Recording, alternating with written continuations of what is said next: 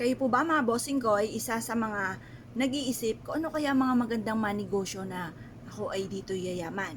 Masasabi ko lang po mga bossing, syempre lahat po ng negosyo hindi natin mas malaman kung kayo po ay diyan yayaman o kayo ay malulugi. Yan po ay parang sugal.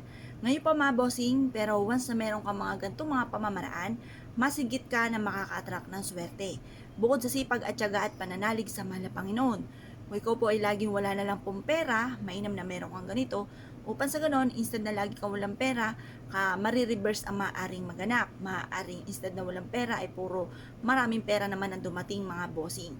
Proven po ito na napakaswerte basta't may 100% kang sa paniniwala ng mga gatong mga pamamaraan. Ngayon pa mga bossing, kung halimbawa naman parang napakailap na swerte, ang tagal-tagal mo na nag-apply ng trabaho pero hanggang ngayon hindi ka pa rin matanggap. Kailangan nyo rin po ng mga ganito para matanggap po kayo. Or kung naman ang mga pagsubok yung pinagdadaanan ay mainam na magawa nyo po ito upang sa ganon yan po ay magbabay ka na sa mga pagsubok. Basta mga bossing ko, i-release nyo lagi kung ano yung nagpapabigat ng inyong kalooban. Kasi ako po mga bossing, pinagdaanan ko po yan. Ako po dati-dati mga bossing ko ay kinikimkim ko ang mga sama ng loob, mga problema. Hanggang sa, pero kinikim-kim ko siya, pero pag ako ay nagalit, matinding magalit, yung ba talagang humawi ka dahil aawayin kita, humawi ka sa aking dadaanan at talagang hindi ko palalampasin, mga ganun mga bossing.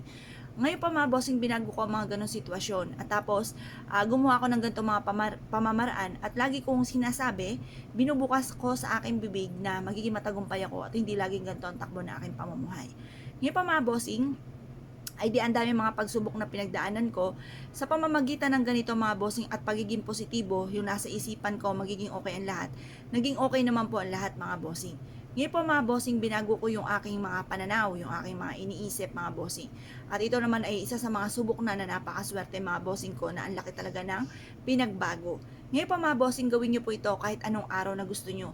Pero sa umaga nyo lang ito gagawin ang ating mga pampaswerte. Pwera na lamang kapag po full moon or usapin ng ibang buwan or ibang mga usapin na may kaugnayan sa swerte. Ngayon pa mga bossing, mainam po na gawin nyo ito ng 6:30 or kaya po alas 7. Matatapos sa ating mga pampaswerte hanggang alas 8 lamang po ng umaga. At pagkatapos ito mga bossing, mag-wish ka na mula sa inyong puso, makakamtan po natin ang lahat ng ating mga kahilingan. Basta positive lamang. Ngayon po mga bossing, kung kayo po naniwala at nais po itong gawin mga bossing, asya mga bossing, good luck po sa inyo po lahat.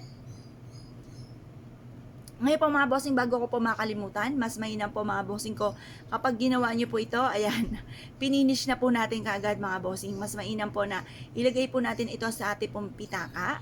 Tupiin nyo po ito, tapos ilagay sa inyo pong pitaka, ilagay sa inyo pong bag, or ilagay nyo po sa inyo pong kaha.